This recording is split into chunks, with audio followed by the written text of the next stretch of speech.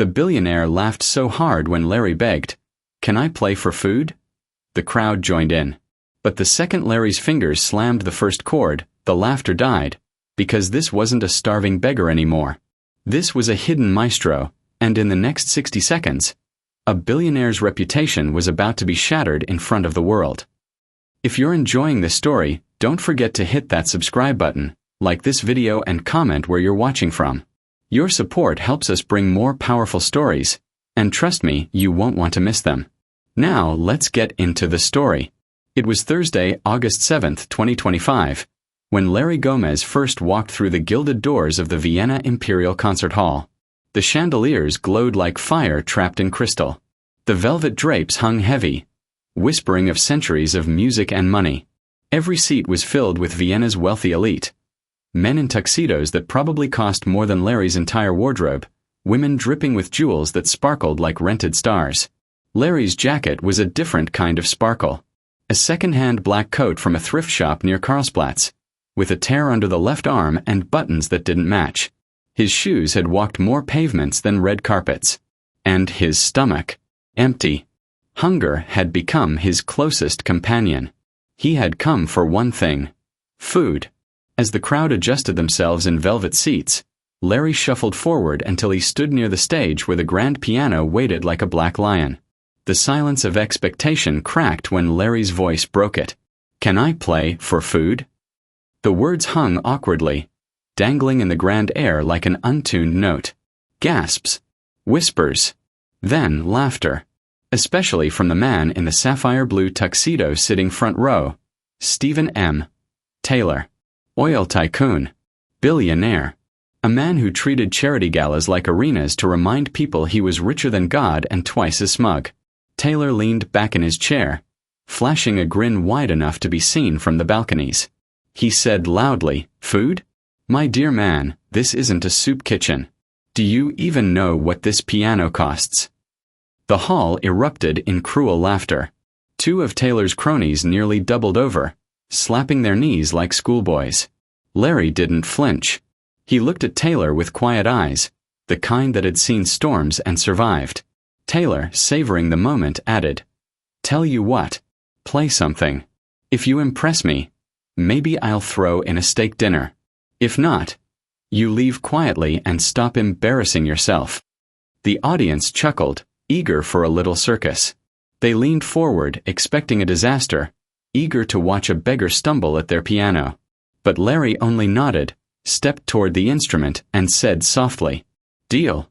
It was still Thursday, August 7th, 2025, the same night, the same gilded hall, but the mood had shifted. The laughter of tuxedoed billionaires still lingered faintly in the velvet air like the aftertaste of cheap champagne. All eyes locked on the poor man who now sat at the Steinway Grand. Larry Gomez placed his hands on the keys as if greeting an old friend he hadn't seen in years. His fingers trembled, not from fear but from hunger. The kind of trembling that comes when your body aches, but your spirit sharpens like a blade. Taylor leaned forward, his grin sharp, his voice carrying, "Go on, maestro. Impress us. Dinner's waiting if you can." The hall tittered again. It was clear they expected a bumbling street tune, maybe something fit for a subway station. Not artistry. Not magic. Certainly not a memory that would scar their pride. Larry inhaled, closed his eyes, and let his hands fall. The opening notes of Georgia on My Mind floated into the hall. Delicate, unexpected, achingly human. A ripple of surprise traveled through the audience. The piece was simple, even old-fashioned, not the dramatic thunder of Beethoven or the icy brilliance of Liszt. But Larry played it with a tenderness that made the chandeliers seem to dim, as if the music itself had asked the lights to bow. At first, there were chuckles. A man in the third row whispered, "What is this? A jazz bar?" A woman muttered, "How quaint." But then Larry bent the melody. His left hand laid down a steady heartbeat in the bass, while his right hand wove filigree patterns above it, turning the familiar tune into something nobody had ever quite heard before. He poured into it the streets of New Orleans, the storm-smashed nights of 2023, the loneliness of sleeping on park benches. Every note was soaked in survival. The hall began to shift. The laughter tapered into silence. Forks of attention snapped into place. Even Taylor's smirk faltered for the first time. Larry slid seamlessly into improvisation, blending Gershwin's Rhapsody in Blue motifs with fragments of Debussy's Clair de Lune, turning the performance into a kaleidoscope of sound. His fingers blurred across the keys, fast and fearless, yet every note landed as if it had been waiting all its life for this very moment. The audience was mesmerized. A woman dabbed at her eyes with a silk handkerchief. A young man whispered, "My God, he's not playing, he's telling a story." The conductor of the Philharmonic, seated near the stage, leaned forward in astonishment. He recognized what others could not. This wasn't talent, it was mastery. Larry's body swayed as he played. His head tilted back, eyes closed, and his lips parted slightly, as if he were in conversation with something greater than himself. His hands climbed, building tension, throwing cascades of sound into the rafters. The piano roared like a lion one moment and sighed like a weary soul the next. By the time he reached the climax of his improvisation, the audience was holding its breath. The very air seemed to thicken with anticipation. Then, suddenly, he pulled back. The storm of notes thinned into a whisper, the melody circling back to the plaintive opening of Georgia on My Mind. Soft, gentle, like a prayer whispered at midnight. And then silence. For one long second nobody moved. Not a cough, not a shuffle. The hall was frozen, as if even the chandeliers were listening for more. Then, a single clap. And another. Until the hall erupted into thunderous applause. People leapt to their feet. They shouted, whistled, cried. It was the kind of ovation reserved for legends. Some of the same voices that had mocked Larry minutes earlier were now screaming his name. Bravo! Encore! Larry! Larry! Larry! The ovation lasted longer than the performance itself. Larry stood, his face calm but his eyes shining with something fierce and unspoken.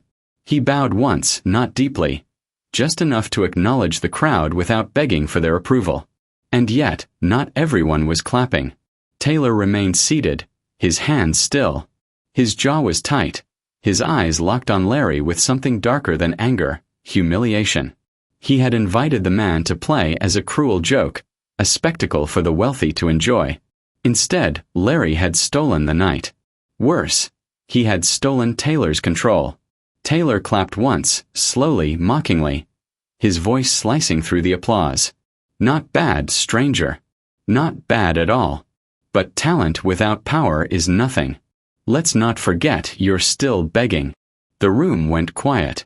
His words hung heavy, dripping with poison. Larry smiled faintly, a flash of humor glinting through the storm. Funny thing about hunger, Mr. Taylor, he said. It teaches you how to feed yourself, even when the world refuses to. The audience chuckled nervously. A ripple of laughter, this time at Taylor's expense, moved through the hall. Taylor's face darkened. The battle was far from over. But for the first time in years, Larry felt the keys beneath his fingers remind him of who he was. Not a beggar, not a stray, but a pianist the world had once called a prodigy. And tonight, he had reminded them all. It was still that Thursday night, August 7th, 2025, but the Imperial Concert Hall felt different. The audience had shifted from amused spectators to witnesses of something historic. They had come expecting champagne, gossip, and maybe a string quartet. Instead, they got a battle, a poor man's music versus a billionaire's pride. Larry stood beside the piano, calm and humble, nodding politely as the applause still rolled in waves. He didn't drink in the ovation like a showman. He simply accepted it, as if applause was not food, not shelter, not survival. To Larry, music had never been about validation. It was a necessity. But in the front row, Steven Taylor sat like a storm cloud, his sapphire tuxedo glittering but his face stone. The crowd's laughter earlier had been his orchestra. Now it was his funeral march. Billionaires hate nothing more than being reminded that their money cannot buy everything. Especially not respect. Taylor rose slowly, smoothing his jacket, his voice carrying across the hall.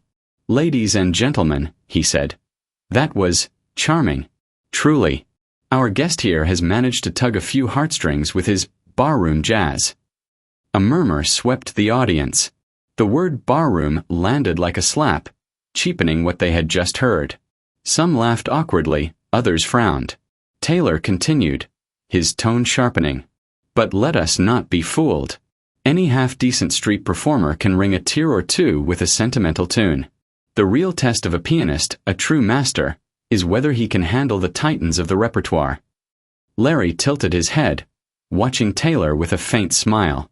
He'd seen this look before. Bullies hiding their shame behind louder voices. Taylor turned to the conductor of the Vienna Philharmonic, who had been sitting spellbound through Larry's performance. "Maestro, would you be so kind as to fetch a score? Something challenging. Something worthy of this great hall." The conductor hesitated, clearly uncomfortable. "Mr. Taylor, I don't think." But Taylor cut him off with a raised hand. "Rachmaninoff, the Third Concerto. Surely you have the sheet music in your archives." The hall gasped. Whispers shot through the rows like sparks on dry grass. "Rach 3. Someone hissed. "The Everest. Not even most professionals attempt it." The Piano Concerto No. 3 in D minor. Rachmaninoff's Monster. A piece so notoriously difficult that pianists trained for years just to survive its pages. Even the legendary Horowitz once admitted it was nearly unplayable. To sight read it, without preparation, in front of Vienna's elite? Impossible. Taylor's smile returned, razor sharp. If this genius is as extraordinary as you all seem to think, surely he won't mind proving it. Larry chuckled softly, his voice steady. "Rach 3, huh? Haven't touched it since, 2017. Carnegie Hall. Place had better acoustics than this one, I'll admit." A ripple of laughter erupted, this time against Taylor. Taylor's grin faltered for a split second. But he pressed on, determined to win. "Very well. Let us see if you're truly what you claim to be, or just another street illusionist who got lucky tonight." The hall became a battlefield of whispers. "He can't do it," said one man, shaking his head. "Nobody can just sight-read Rachmaninoff 3. "He'll collapse halfway," muttered another. But others leaned forward eagerly, hungry for spectacle. "What if he can? My God, what if he can?" The conductor, reluctantly, approached Larry with the heavy score in hand. The sheet music looked like a small novel, black with notes as dense as a storm of birds. He whispered urgently to Larry, "You don't have to do this. Nobody could blame you." Larry smiled, sliding onto the piano bench. "Maestro, I've been sight-reading hunger for years. Notes on paper can't scare me." The conductor froze, then let out a tiny chuckle. Larry placed his hands on the keys. The opening was quiet, deceptively gentle. The kind of opening that fools you into thinking the mountain will be kind before it crushes you under its weight. Taylor leaned back, arms crossed, already smirking again. He expected wrong notes, broken rhythms, fumbling hands. But as the music unfurled, the smirk began to falter. Larry's fingers danced. Fast, deliberate, sure. He didn't play like a man guessing. He played like a man remembering. Each cascading run was a floodgate opening, each chord a hammer striking down judgment. The orchestra, startled at first, scrambled to keep up. But within minutes they fell into place, swept up by his command. The hall was silent, save for the storm of music. Halfway through, sweat beaded on Larry's brow.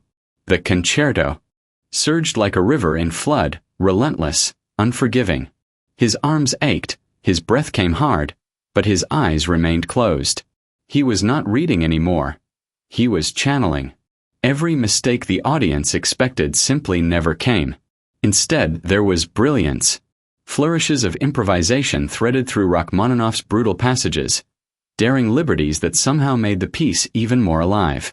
The audience leaned forward, jaws slack. Even the skeptics sat frozen, unable to blink. One critic whispered, This is history." Taylor's knuckles whitened as he gripped the arm of his chair. His smug mask was breaking. Every note was a nail in the coffin of his pride. He muttered to himself, "Impossible. This is impossible." But it was happening. Larry hammered through the third movement, his hands a blur, the piano roaring as if the very soul of Rachmaninoff had crawled back from the grave to play through him. The orchestra rose with him, the hall shaking with the sheer force of sound. And then, the final chords. Explosive, triumphant, impossible. Larry lifted his hands, letting the last notes hang in the air like thunder fading into silence. The hall froze. A single heartbeat of silence. Then another. And then. The audience erupted. Louder than before. Wilder. People stomped their feet, shouted his name, waved their programs in the air. Larry. Larry. Larry. The ovation thundered, rolling, endless. Some even climbed onto chairs, clapping until their palms turned red. Larry sat quietly, chest heaving, sweat glistening, but his face calm as stone. He stood, bowed once, and turned to Taylor with a small, sly smile. "Well, Mr. Taylor," he said softly, though the hall was so quiet his words carried to the rafters. "Was that barroom enough for you?" The crowd roared with laughter. Taylor sat pale, humiliated, unable to speak. His weapon had backfired. The trap had closed on him instead. Larry had not just played the concerto. He had conquered it. And Taylor's empire of arrogance crumbled with every clap that refused to stop. The ovation had lasted nearly 7 full minutes, long enough that the ushers stopped trying to hush the audience and just clapped along. People had stood on the velvet seats, shouting his name. Even some of Taylor's own guests, those who usually hung on his every word, were wiping their eyes, undone by what they had just witnessed.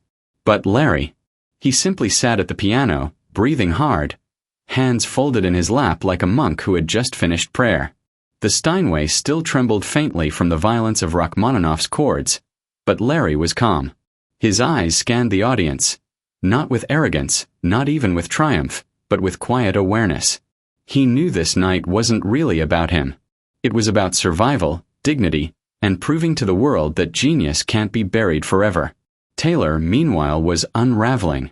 His sapphire blue tuxedo looked darker now under the harsh lights, like it had absorbed his humiliation. His face, once flushed with smug laughter, was pale as porcelain. He sat rigid in his chair, hands gripping the armrests as if he were trying to anchor himself in a storm. And the storm wasn't done. From the back of the hall, a voice broke through the chaos. A woman with short auburn hair and a press badge dangling from her neck stood on her chair, holding up a tablet where a black and white photo glowed. "I know that man," she shouted, pointing directly at Larry. The audience gasped and turned. Larry raised his head, surprised, but didn't speak. The woman's voice rang out, clear as a bell. "That's Larry Gomez. Carnegie Hall, December 15th, 2017. He played Chopin's Ballade No. 1 so flawlessly, the New York Times called him a ghost whisperer of the piano. I wrote that review myself." A stunned silence fell, heavier than any music had been. Heads swiveled from the journalist to Larry, then back to Taylor, as if the billionaire owed them an explanation. Larry gave a small shrug, his voice steady but tinged with melancholy. "Yeah, that was me. Before the storm, before everything washed away." Whispers filled the hall. Carnegie Hall. He was a professional.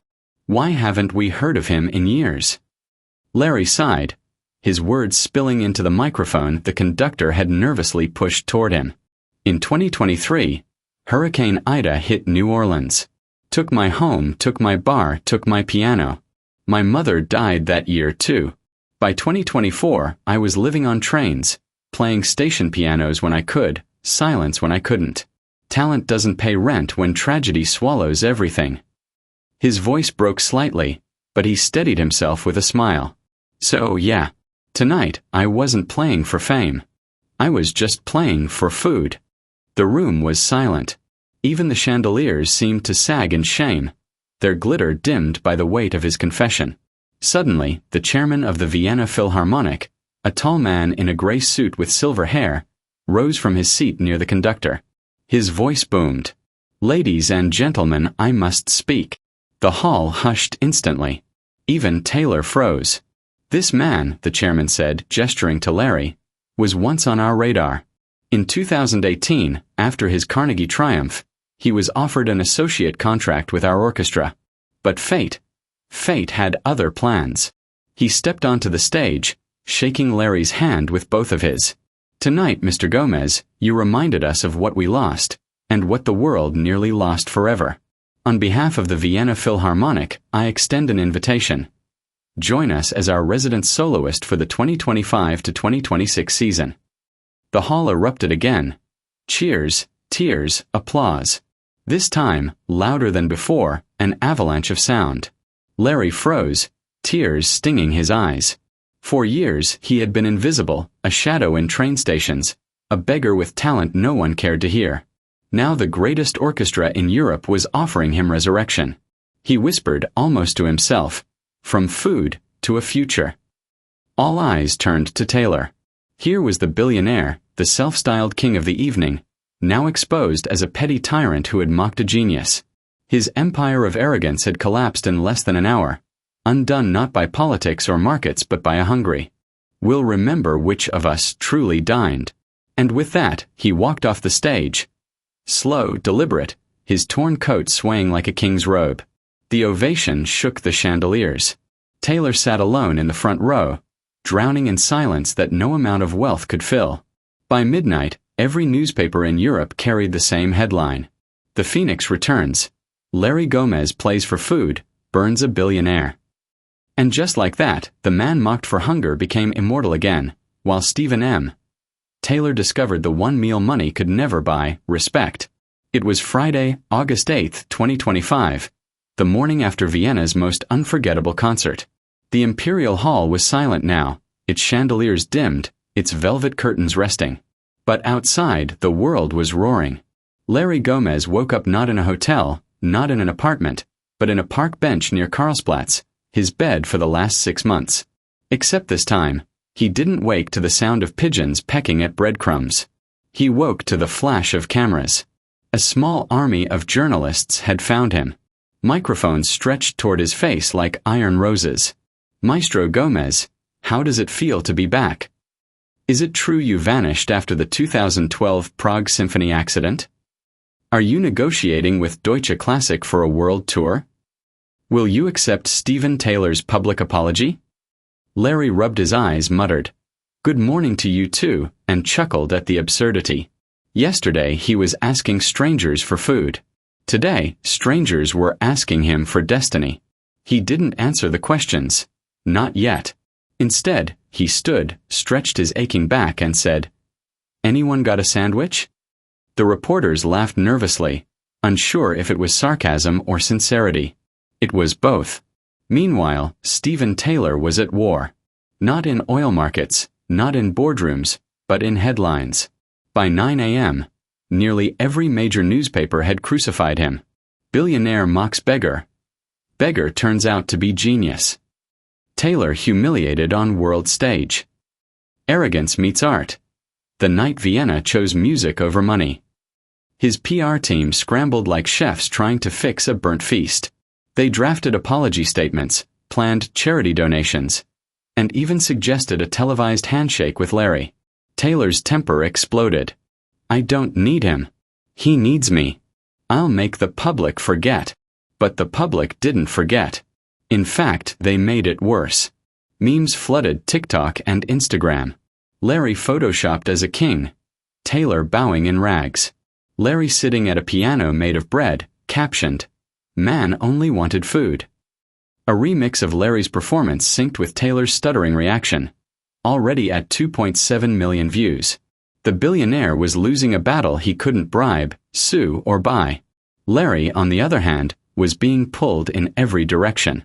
By Saturday, August 9, 2025, he was trending across Europe, America, and Asia. Invitations poured in: Carnegie Hall, the Berlin Philharmonic, Tokyo Symphony. Even Hollywood called, proposing a biopic. Yet Larry didn't rush to accept. He walked slowly through Vienna's streets, absorbing the irony. He'd been invisible for years. Nobody cared when he played in subway stations or begged outside cafes. But one clash with arrogance, and suddenly he was the Phoenix again. At a small cafe near Stephansplatz, he finally allowed himself a real meal. Schnitzel, potatoes, and coffee. The waitress, recognizing him, refused to take his money. "You paid already," she said with a smile. Larry frowned. "When?" "Last night," she replied. "With your music." He chuckled. "That's the best currency I've ever spent." The true twist, however, was yet to come. On Monday, August 11, 2025, Deutsche Classic announced a global revival tour, the return of Larry Gomez. Tickets sold out in hours. And the opening night. Not New York. Not London. Not Paris. Vienna. Back at the Imperial Hall. The same stage where Taylor had mocked him. The same piano, the same chandeliers. Except this time, Larry wouldn't be asking for food. He'd be offering a feast of music to a world starving for authenticity. As the press release went viral, Stephen M. Taylor tried to insert himself into the narrative, claiming he had discovered Larry and believed in second chances. But the public wasn't buying it. Hashtags trended. Hashtag Taylor the Tyrant versus hashtag Larry the Legend. Sponsors quietly distanced themselves from Taylor, while Larry was courted like royalty. The man who had mocked a hungry pianist now found himself locked out of the banquet of history. When the night of the revival finally came, the hall was brighter, louder, grander than ever. The world watched, streaming live. Larry stepped onto the stage. No rags, but not in diamonds either. A simple black suit, worn with dignity. He sat at the same piano, touched the same keys, and before beginning said just one line. "This time, I don't play for food. I play to remind us all, respect is the only currency worth keeping." The music that followed didn't just echo through the hall. It shook the world. And somewhere in the shadows, Stephen M. Taylor watched, powerless, forgotten, a footnote to a night when art humbled arrogance. It was Friday, September 12, 2025, just 36 days after Vienna's infamous piano duel. By now, the story of Larry Gomez, the hungry maestro, had spread farther than any press agent could push, farther than Taylor's billions could bury. It had become legend. The first stop was Berlin, at the Philharmonie. The hall was packed with critics, students, dignitaries, and even Angela Merkel, retired, but still commanding attention. When Larry touched the keys, silence fell like velvet. By the time he finished his encore, people swore they'd seen tears glistening in Merkel's eyes. Next came Tokyo, where thousands lined up outside Suntory Hall with signs reading, "Welcome back, Phoenix. You play, we listen." Music, money. Larry didn't just play. He spoke between performances. He told the Japanese audience, "When I was lost, I thought silence was my punishment. But music found me again. And it demanded I share it, not for wealth, not for fame, but for the human hunger that never dies, to feel alive." The hall erupted. By the time he reached Carnegie Hall in New York, tickets were being resold for upwards of $12,000 each. Yet Larry walked past limousines and velvet ropes with the same torn shoes. He refused to throw away. He told a reporter, "They remind me where I started, and where I'll never return." While Larry soared, Stephen M. Taylor was unraveling. His companies faced boycotts. Environmental activists resurfaced his oil scandals. Former allies abandoned him faster than stock in a sinking company. Worse, his humiliation was now a pop culture staple. Comedians roasted him on late-night TV. Stephen Taylor walks into a bar. Bartender says, "Play for food." Taylor says, "No thanks, I already got played." Teenagers on TikTok filmed themselves sitting at cheap keyboards, captioning, "Playing better than Taylor's ego." Even Forbes, once his cheerleader, ran a brutal cover in mid-September. Inside, the article compared him to a hollow chandelier, bright from a distance, worthless up close. Then came the night of October 3, 2025, when Larry returned to the Vienna Imperial Concert Hall, not as a beggar, but as the star of his world tour. The hall was sold out. Royalty attended. Musicians from across Europe filled the balconies. History was waiting. Larry walked in calmly, still the man who once asked, "Can I play for food?" He sat at the same piano and let his fingers summon Liszt, Beethoven, Chopin, each note a declaration that genius bows to no wallet. Halfway through the program, A murmur spread through the audience. A figure had slipped into the back row. Stephen M. Taylor. No tuxedo this time. No sapphire suit. Just a plain gray jacket. His face was pale, thinner than before, worn down by weeks of disgrace. He sat quietly, almost invisibly, as though praying the chandeliers wouldn't shine on him. Larry saw him. The hall noticed too. And in a moment heavy with irony, Larry shifted seamlessly into a piece no one expected. Beethoven's Symphony No. 9, arranged for solo piano. The Ode to Joy. The audience gasped, then cheered. For Beethoven had written it about universal brotherhood, dignity, and the triumph of humanity over suffering. Larry was sending a message. Not revenge, not cruelty, but a reminder that respect belonged to all. Taylor lowered his head. For the first time in his life, he looked not like a king, but like a man. By the tour's end, Larry Gomez wasn't just the Phoenix. He was a cultural force. His performances were streamed, studied, memed, and worshipped. His story was taught in classrooms as a parable of humility. And Taylor.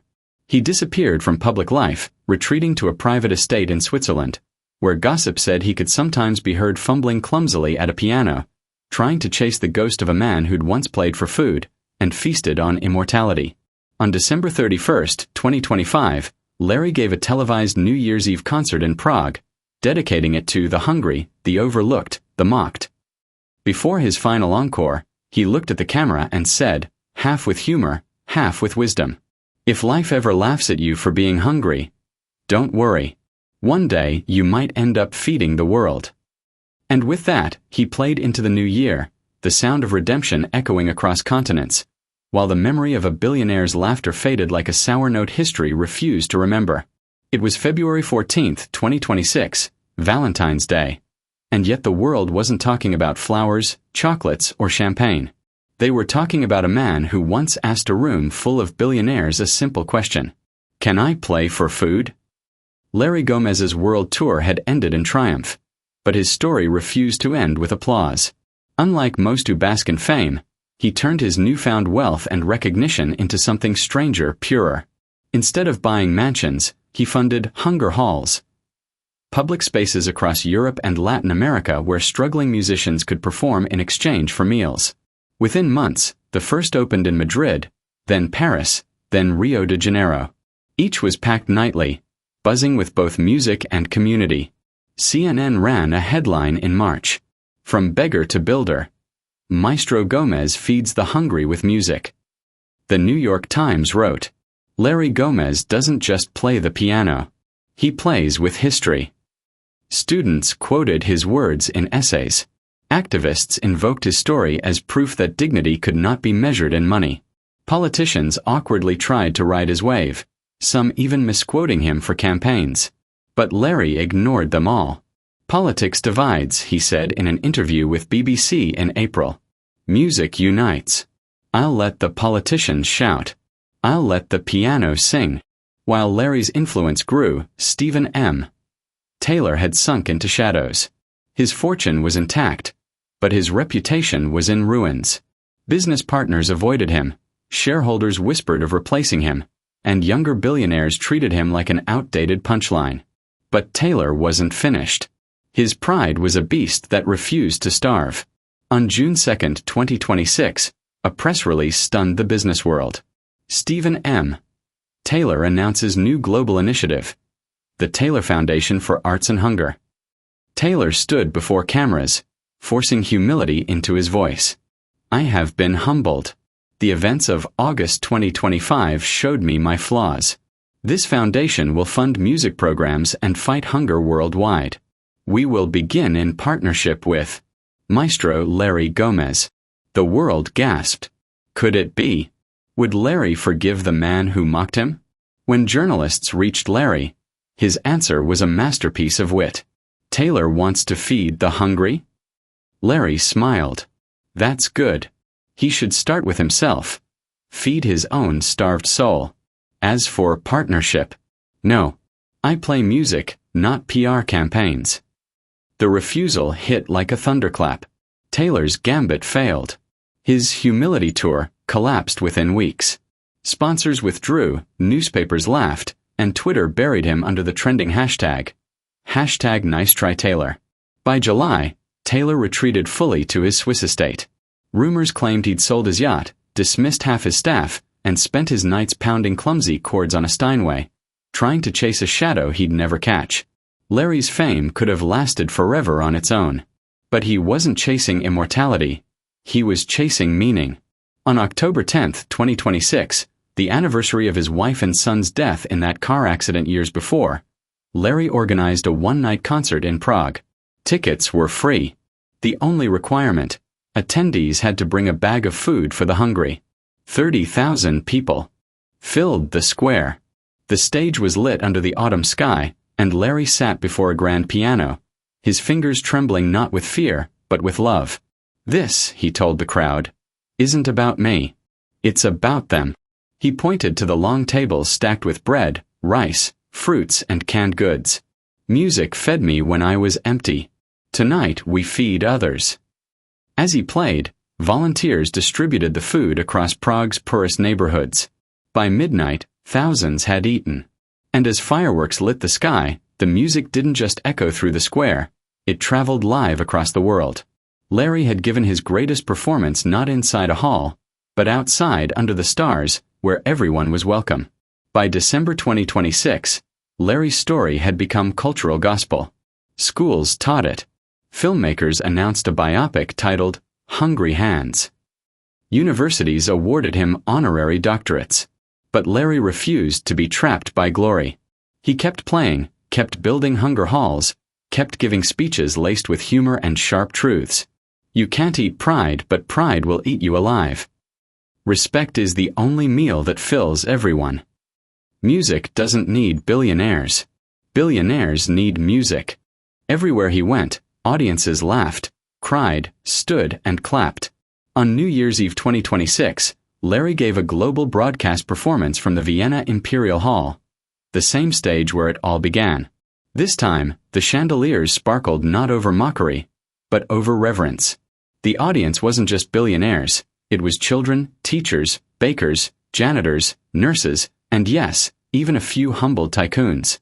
As the clock neared midnight, Larry paused and said, "A year ago, I asked if I could play for food. Today I play for the future. May we never laugh at the hungry again." The final notes rang out, ushering in 2027, and with them a truth no one could deny. Larry Gomez was no longer just a pianist. He was a movement. And Stephen M. Taylor, once the world's loudest man in the room, had been reduced to a footnote, a cautionary tale that arrogance starves, while humility feasts forever. By 2027, Larry Gomez was no longer simply the Phoenix. He had become a household name on every continent. His concerts were broadcast live in schools, his speeches quoted in churches, his face painted on murals in cities as distant as Lagos, Manila, and Buenos Aires. And yet, he remained stubbornly himself. He refused to move into a mansion, refused to ride in limousines, refused to let assistants shield him from people on the street. He kept wearing the same patched coat with the tear under the arm, the same mismatched buttons. When asked why, he'd grin and say, "Clothes don't make the music. Hands do." By 2028, Larry's Hunger Halls had expanded across 5 continents. Over 200 venues now operated under his vision. Free public music spaces where anyone could play in exchange for meals. A boy in Kenya played drums made from water jugs in Nairobi's hall. A girl in Peru sang folk songs in Cusco's hall. An old violinist in Detroit, long forgotten, returned to play Bach to a cheering crowd. Larry's movement became more than music. It became survival wrapped in melody. The slogan painted on each wall read, "No one leaves hungry. Not the body, not the soul." Stephen M. Taylor, meanwhile, had been reduced to myth in the opposite direction. By 2029, his companies had shrunk under relentless scandals and public boycotts. His once grand empire of oil rigs and towers was broken apart by competitors. He was no longer invited to conferences, no longer sought by cameras. He became a ghost. Rumors whispered he had died. Others claimed he wandered incognito through small towns, trying to find a place where nobody knew his name. Some swore they saw him sitting at cheap upright pianos in hotel lobbies, fumbling clumsily at Chopin, his fingers too stiff, his pride too thin. But history stopped caring. Taylor had become what he once feared most: irrelevant. By 2032, Larry was in his late 70s. His hair had gone silver, his hands slower, but his eyes burned brighter than ever. On August 7, 2032, exactly 7 years to the day since that infamous night in Vienna, he announced a farewell concert. Fittingly, it would be held in the Vienna Imperial Concert Hall, where his legend began. The world flocked. Tickets sold out in minutes. Heads of state, musicians, artists, students, and ordinary working families filled the hall. Millions more tuned in online. Larry walked slowly to the piano. His patched coat hung looser now, but he refused to change it. He sat, smiled faintly, and said, "Once I played for food. Tonight I play to say thank you." The music that followed wasn't perfect. It didn't need to be. His hands trembled, the tempo wavered, but the hall erupted with emotion. Every note was a prayer, every pause a reminder of resilience. He closed with the same piece he had played the night he first humbled Taylor, Rachmaninoff's Prelude in C-sharp minor. When the final chord thundered into silence, the ovation lasted nearly 15 minutes. Some swore the chandeliers shook. 2 months later, on October 10, 2032, Larry passed away peacefully in his sleep. The date was no coincidence. It was the anniversary of his wife and son's death. Many whispered he chose it, as though reuniting with them in eternity. The news shattered hearts worldwide. Cities held vigils. Musicians gathered in hunger halls to play in his honor. Across the globe, a moment of silence was observed. Not mandated, but spontaneous, born of pure respect. By 2040, Larry's story was legend. Children studied him in schools. Larry Gomez, the maestro who played for food. The man who defeated a billionaire with music. The father of hunger halls. Sculptures of him stood in Vienna, New York, and Rio. The Vienna Imperial Concert Hall renamed its main stage, the Gomez Stage. And Taylor. His name was a cautionary tale, buried in footnotes of history textbooks. A single line remained, cold and unforgiving. Stephen M. Taylor, billionaire disgraced in 2025 after mocking pianist Larry Gomez. No statues. No honors. No legacy. Just a whisper of arrogance devoured by time. On August 7, 2050, the 25th anniversary of Larry's rebirth, every hunger hall across the globe played the same piece at the same time, Beethoven's Ode to Joy. From Nairobi to New Delhi, from Buenos Aires to Berlin, from tiny towns to mighty capitals, the world echoed together in one universal song.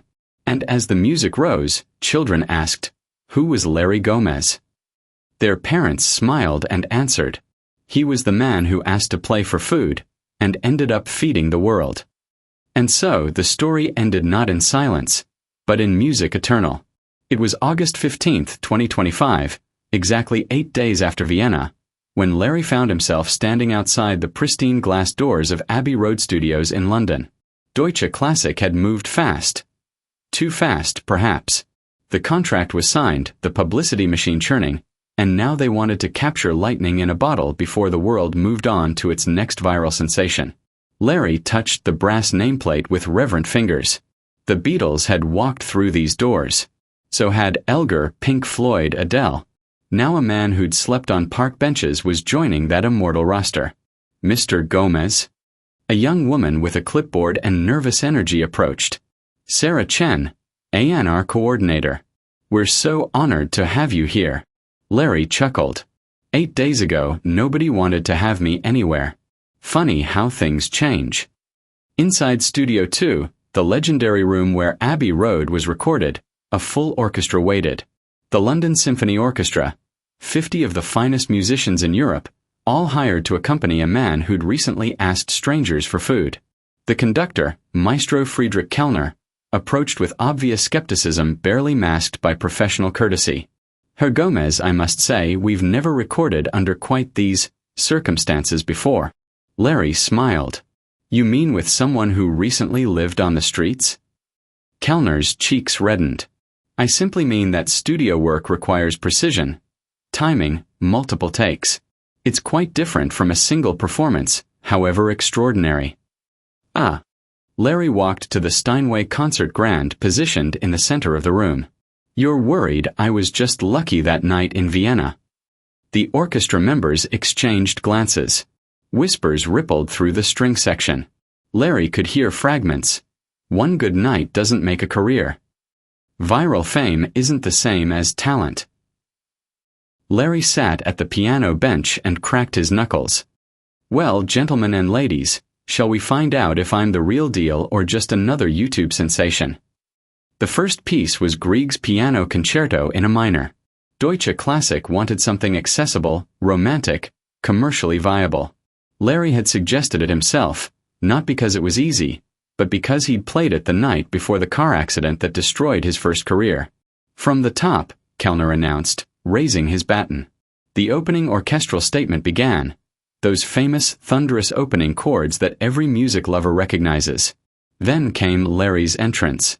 His first notes were tentative, careful. The sound engineer frowned, adjusting levels. Kellner's baton moved mechanically. The orchestra played competently but without fire. Stop!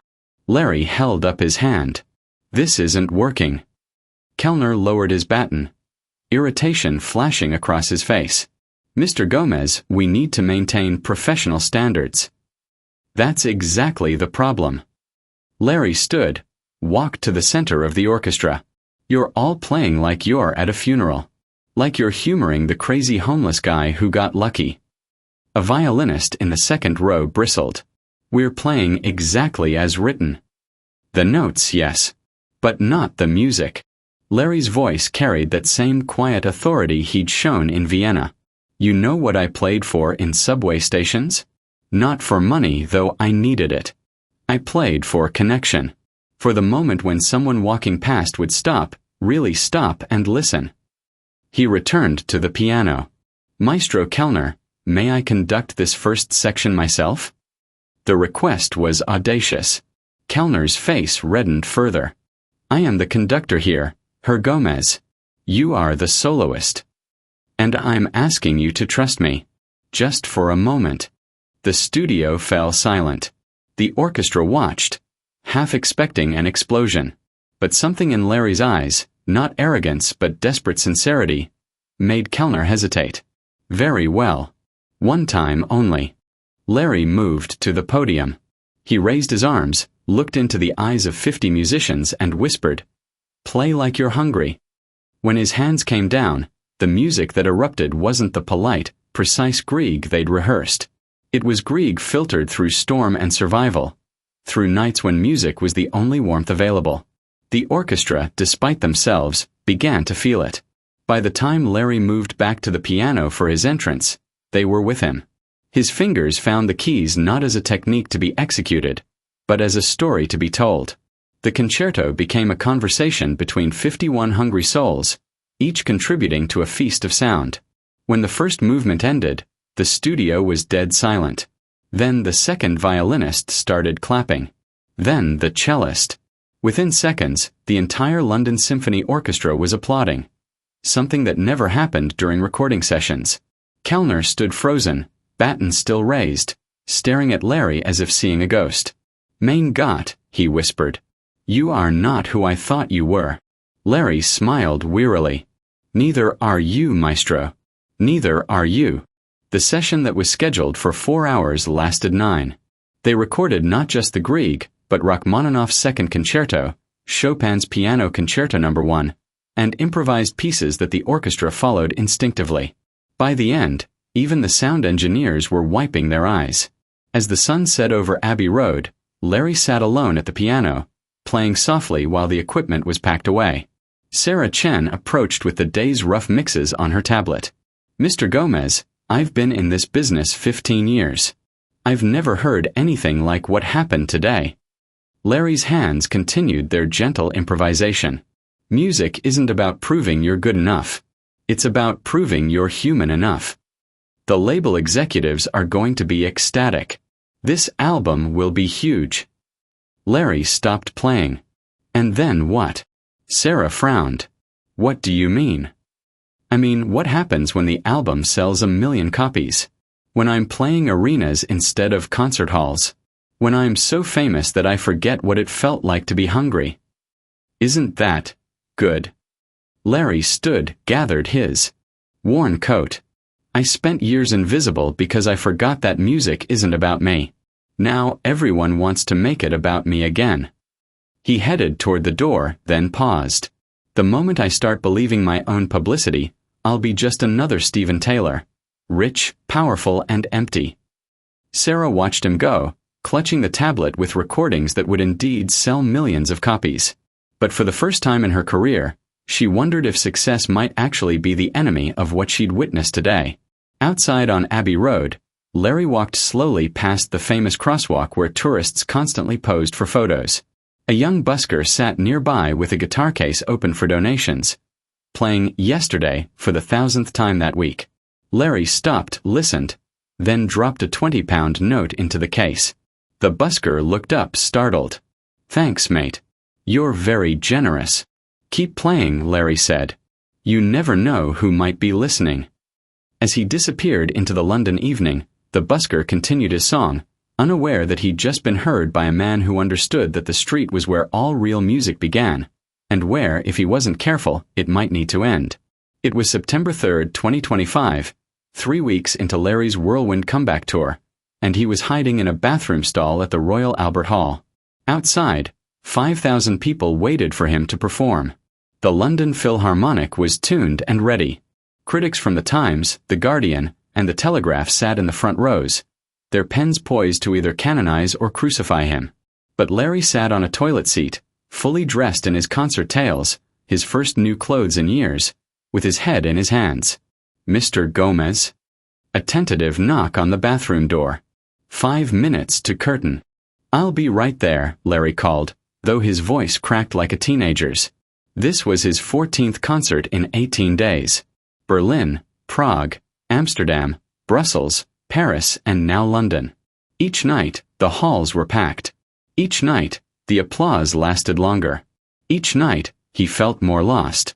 In Vienna, he'd played to survive. Now he was playing to satisfy, to meet expectations, to prove he wasn't a fluke. The music was technically perfect. Better than ever, perhaps. But something essential was bleeding out of it with each performance. He stood, adjusted his bow tie in the mirror, and practiced his smile. The same smile he'd worn for photographers at 15 different press conferences, 37 interviews, and countless meet and greets with wealthy patrons who wanted to claim they'd discovered him. Larry Gomez, the Phoenix of Prague, he whispered to his reflection. The resurrection maestro. The man who played for food. That last title made him flinch. A marketing executive in Amsterdam had suggested making it official. From beggar to Beethoven, the Larry Gomez story. They wanted to put his picture on concert programs next to an image of his old torn coat, like a before and after advertisement. He'd said no. They'd asked again. He'd said no louder. They'd explained the narrative arc and audience connection. He'd finally screamed no so loudly that security had knocked on his dressing room door. Now, walking through the backstage corridors of the Royal Albert Hall, past photographs of Pavarotti, Stern, and Rostropovich, Larry felt like a fraud in expensive clothing. Places, everyone. The stage manager's voice crackled over the intercom. Larry emerged into the wings. Through the gap in the curtain, he could see the audience, row after row of expectant faces, program notes in their laps, phones ready to record the next viral moment. In the third row, a familiar face caught his eye. Maria Santos, a music critic for The Guardian who'd covered his original rise to fame in the early 2000s. She'd written the obituary disguised as career retrospective after his disappearance in 2012. Now she was here to witness his resurrection. Their eyes met. She nodded once, not with encouragement but with something more complex. Curiosity mixed with concern. The curtain rose. Applause thundered. Larry walked to the Steinway, bowed to the audience, and sat. The hall fell silent, 5,000 people holding their breath. His hands hovered over the keys. Tonight's program, Chopin's Ballade No. 1 in G minor, the piece Maria Santos had called his signature in 2017. Then Liszt's Hungarian Rhapsody No. 2, followed by his own arrangement of Gershwin's Rhapsody in Blue, the same improvisation that had stunned Vienna. But as his fingers found the opening notes of the Chopin, something felt wrong. The music was beautiful, technically flawless, emotionally rich. The audience was riveted.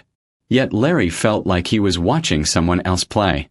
Midway through the piece, during a particularly introspective passage, his mind wandered. He thought about sleeping on park benches, about the sound of rain on cardboard, about asking strangers if he could play for food. When had been the last time he'd actually been hungry? 3 weeks ago, he'd eaten gas station sandwiches and been grateful. Tonight, his dressing room had been stocked with champagne, caviar, and imported chocolates he'd barely touched. The Chopin ended to thunderous applause. Larry stood, bowed, sat back down. The Liszt began, all fireworks and technical wizardry. The crowd loved it. He played it perfectly. But inside, Larry felt something dying. During the intermission, he stood in the wings, still in his concert tails, watching the orchestra members chat and tune their instruments. They were good musicians, professional, competent. But they played like employees, not like artists desperate to be heard. Magnificent first half. Sir Edmund Rothschild, chairman of the Royal Albert Hall Board, appeared with a glass of champagne. The audience is absolutely captivated. Thank you, Larry said automatically. I wanted to discuss the possibility of a residency. Perhaps 6 concerts per season, your own series. The Larry Gomez Sessions. We're thinking premium pricing, exclusive membership tier. Larry nodded politely while Sir Edmund outlined revenue projections, marketing strategies, merchandise opportunities. The man was talking about music the way a butcher might discuss different cuts of meat. What do you think? Sir Edmund concluded. I think, Larry said slowly, that I need some air. He walked outside through the stage door. Albert Memorial glowed golden under the streetlights. A few concertgoers stood smoking, discussing the first half in reverent whispers. Never heard the Chopin played with such sensitivity. Technique is flawless, but it's the emotional depth. You can hear his suffering in every note. Larry wanted to laugh or cry or both. His suffering. They were hearing echoes of suffering he'd processed and moved beyond. What they were hearing now was manufactured emotion. Professional competence dressed up as revelation. A young woman approached hesitantly. She couldn't have been more than 16, clutching a program and a pen. Excuse me, are you Larry Gomez? He nodded. I play piano too. I'm studying at the Royal College of Music. I just wanted to say. She paused, searching for words. My father lost his job last year. We almost lost our house. I thought I'd have to quit music, get a regular job. But seeing you tonight, hearing your story, it reminds me that music matters, that it's worth fighting for. Larry looked at her earnest face, her second-hand dress, her carefully maintained dignity. In her eyes, he saw himself at 16, hungry not for food, but for the chance to make music that mattered. What's your name? He asked. Emma. Emma Richardson. Emma, can I tell you something? The most important music you'll ever make won't be in concert halls like this. It'll be in practice rooms when nobody's listening. In your bedroom at 2 a.m. when you can't sleep. In moments when you play not because anyone's paying you, but because you'll die if you don't. She nodded eagerly. Don't let them make you into a product, he continued. Stay hungry. Not for food, but for truth. The stage manager appeared at the door. Mr. Gomez, we need you for the second half. Larry smiled at Emma. Keep playing, even when, especially when, no one's listening. He returned to the stage for the second half. The Gershwin went perfectly, as always. The audience gave him a standing ovation that lasted 7 minutes. Critics would later call it transcendent, and the performance of a lifetime. But as Larry bowed and smiled and waved, he felt emptier than he had sleeping on park benches.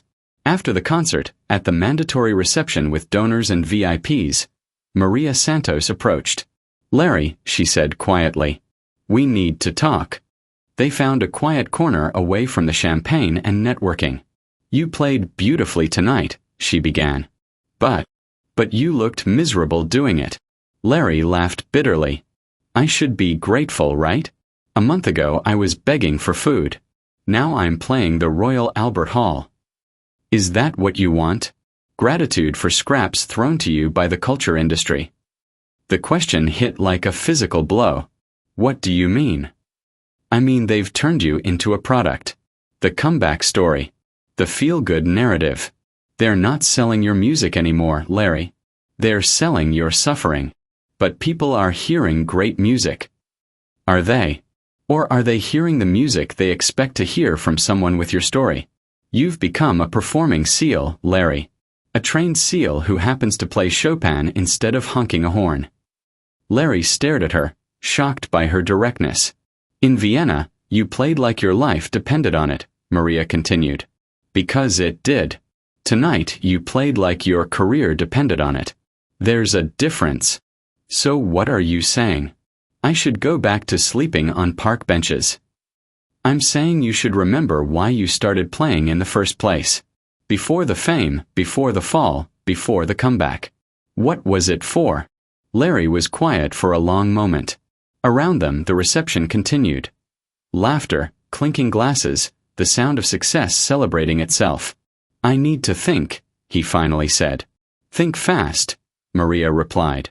Because right now, you're in danger of becoming everything you once played against. As Larry left the reception, walking alone through the London streets, he passed a subway entrance. From below came the faint sound of someone playing guitar, badly, but with desperate enthusiasm. He stopped, listened, and for the first time in weeks, felt hungry again.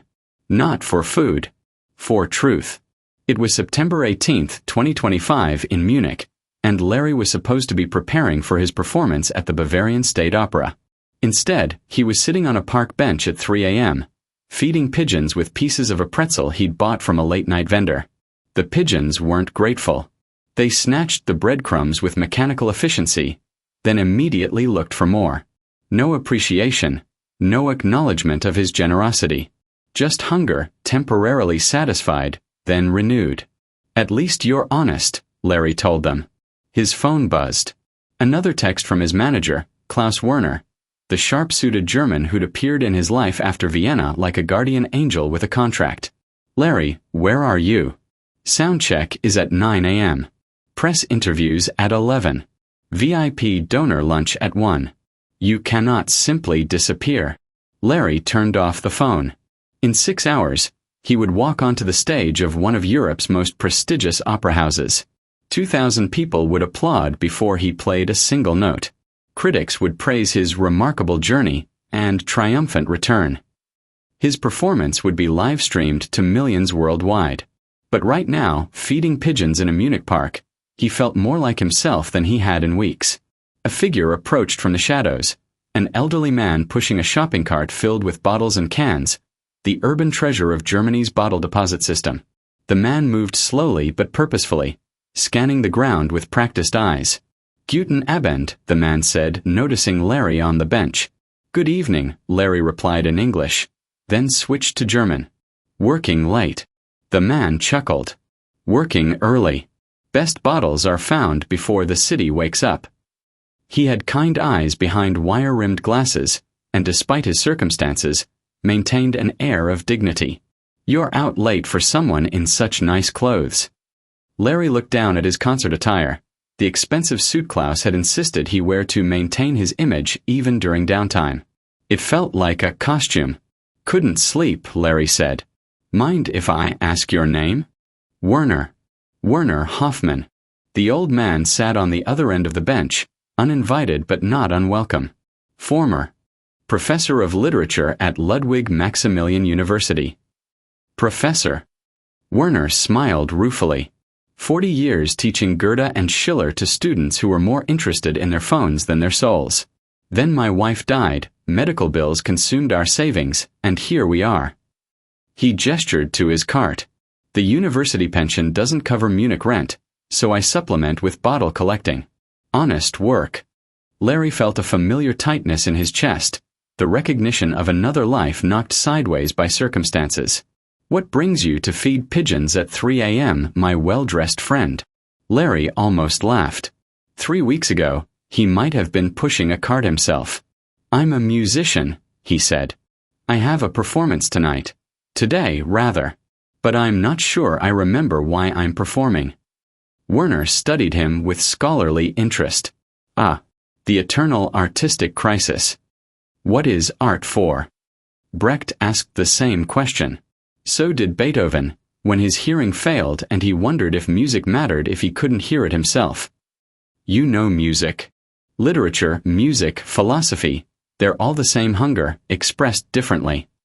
Werner pulled a worn paperback from his cart. Rilke. Letters to a young poet. Listen to this. Perhaps all the dragons in our lives are princesses who are only waiting to see us act, just once, with beauty and courage. The words hit Larry like a physical force. Dragons. Princesses. Beauty. Courage. Your crisis, Werner continued. It's not about whether to perform. It's about whether you're performing as yourself or as what others expect you to be. Larry stared at the old professor. How do you know that? Because I taught for 4 decades, watching young people discover their voices, then watching the world try to change those voices into something more palatable, more marketable, more safe. They sat in comfortable silence, watching the pigeons peck at the remaining pretzel crumbs. Professor Hoffman, Larry said finally, would you like to come to a concert tonight? Werner laughed. My friend, I collect bottles for a living. Opera tickets are slightly beyond my budget. What if I told you the performer would be honored to have you as his guest? Werner looked at him with new interest. What did you say your name was? Larry hadn't. He extended his hand. Larry Gomez. Recognition dawned slowly in Werner's eyes. Then he began to chuckle, then laugh outright. The American pianist. The one from Vienna. The newspapers have been full of your story for weeks. He shook Larry's hand warmly. And here you are, feeding pigeons and having an existential crisis in Marienplatz. Here I am. Werner studied him for a long moment. You know what your problem is, Herr Gomez? Tell me. You've forgotten that the audience isn't who you think it is. What do you mean? Werner gestured toward the empty park around them. You think you're playing for the 2,000 people who will sit in velvet seats tonight. The critics, the donors, the cultural elite. But they're not your real audience. Then who is? The person you were when you first fell in love with music. The child who heard Chopin and thought his heart would explode from beauty. The teenager who played in empty practice rooms because the music demanded to exist, whether anyone heard it or not. Larry felt tears stinging his eyes. And, Werner continued gently, the person you were 3 weeks ago asking if you could play for food. He's still there, you know. He's your most important audience member. Don't abandon him for applause. At 6 a.m., as the city began to wake around them, Larry and Werner walked together toward the university district. Werner had agreed to attend the concert on one condition, that Larry remember he was playing for the person he used to be, not the person they wanted him to become. They parted at the professor's modest apartment building, a subsidized housing complex where retirees lived on the margins of gentrified Munich. See you tonight, Herr Gomez. Play like you're hungry. Larry spent the rest of the morning walking Munich streets. He avoided Klaus's increasingly frantic calls and texts. He skipped the soundcheck, the press interviews, the VIP lunch. Instead, he sat in coffee shops, listening to conversations in German he half understood. He watched buskers performing for coins. He remembered what it felt like to need music not just to provide it. At 7 p.m., Klaus cornered him in his dressing room at the Opera House. Larry, what is wrong with you? The press is asking questions. The donors are concerned. Your behavior is becoming erratic. Larry looked at his manager, the perfectly groomed hair, the expensive suit, the smartphone constantly buzzing with what Klaus called opportunities. Klaus, why did you want to represent me? What do you mean? I mean specifically, why me? There are hundreds of classical pianists looking for representation. Why the homeless guy from Vienna? Klaus shifted uncomfortably. Your story is compelling. Your talent is obvious. The combination is marketable. Marketable. Yes. People love a comeback story. Redemption sells tickets. Larry nodded slowly. And if I stopped being redeemed? If I went back to being just hungry? Larry, you're being ridiculous. You have everything now. Do I? Through his dressing room window, Larry could see the opera house's grand foyer filling with Munich's cultural elite. Women in designer gowns, men in tailored tuxedos, everyone dressed to participate in the theater of sophistication. In the third row, wearing a clean but obviously second-hand suit, sat Werner Hoffman, looking around the opulent hall with bemused curiosity. Klaus, Larry said, tonight I'm going to play for an audience of one. What are you talking about? You'll see. The performance that night was unlike anything Larry had given since Vienna. He opened not with the scheduled Chopin nocturnes, but with a simple Bach invention, the kind of piece a student might play, humble and honest. The audience shifted restlessly. This wasn't what they'd come to hear from the Phoenix of Prague. But Larry played the Bach as if he were discovering it for the first time, finding wonder in its mathematical elegance, its perfect proportions. He played it the way he'd played late at night in practice rooms 20 years ago, when music was mystery, rather than career. Then, instead of the programmed list, he played Schumann's Kinderszenen, scenes from childhood. Simple pieces that captured the wonder of seeing the world with fresh eyes. The critics would later call it disappointing and beneath his capabilities. The donors would whisper about whether their money was being well spent. But in the third row, Werner Hoffman leaned forward with tears in his eyes, recognizing something precious. An artist choosing truth over expectation, hunger over satisfaction. After the concert, Klaus cornered Larry again. What was that? That wasn't what we rehearsed. That wasn't what they came to hear. Larry was packing his music, his movements calm and deliberate. Klaus, I need to ask you something. What happens when the comeback story gets old? When people stop caring about the homeless musician who made it big? We find new angles, create new narratives. Exactly.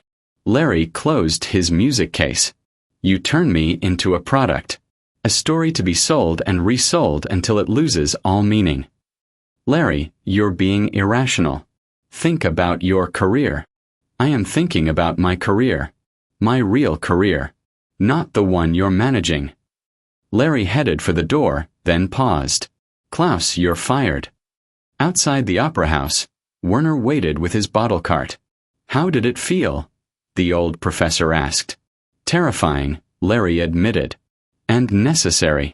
They walked together through Munich's quiet streets, the unlikely pair, the famous pianist and the bottle collector, both understanding what it meant to lose everything and find it again.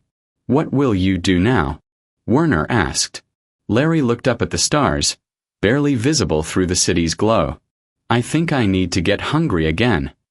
Behind them, the opera house glowed with golden light, hosting the post-concert reception where donors and critics discussed the night's puzzling performance. None of them noticed the two men disappearing into the darkness, or understood that they had just witnessed something rare, an artist choosing to starve rather than be consumed by his own success.